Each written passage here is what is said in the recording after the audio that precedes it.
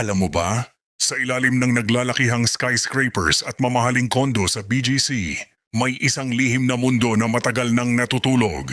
Hindi ito basta invernal o drainage. Ito ay isang nakatagong tunnel network na binuo pa noong panahon ng digmaan.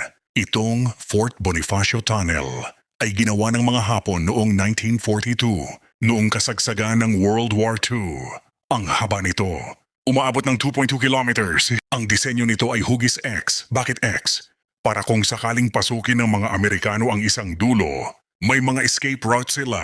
Ang lalim nito ay nasa 12 hanggang 25 meters sa ilalim ng lupa. Isipin mo, habang nagkakape ka sa High Street, sa ilalim mo pala ay may kasaysayang puno ng dugo at tensyon.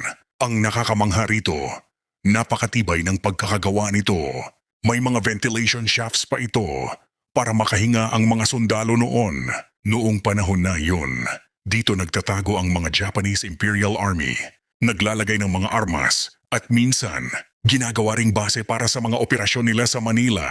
Ang mas nakaka-curious pa, sabi ng mga nakapasok dito dati, may mga parte raw na hindi pa lubos na nai-explore hanggang ngayon. Ano pa kaya ang naiwang mga gamit o lihim sa loob ng mga madidilim na sulok na yun? Matagal itong nakalimutan hanggang sa nadiskubre ulit noong 1980s. Sa kasalukuyan, hindi ito open para sa publiko dahil sa risk ng structural integrity at syempre, ang safety. Maraming plano ang gobyerno at private sectors para gawin itong museum or historical site. Pero hanggang ngayon, nananatili itong isang forbidden zone. Sa susunod na dumaan ka sa BGC, tumingin ka sa baba. Isipin mo, sa ilalim ng mga sapatos mo, may isang tunnel na saksi sa isa sa pinakamadilim na bahagi ng ating kasaysayan. Kung bibigyan ka ng pagkakataong makapasok, papasok ka ba o pass ka na? Comment down below.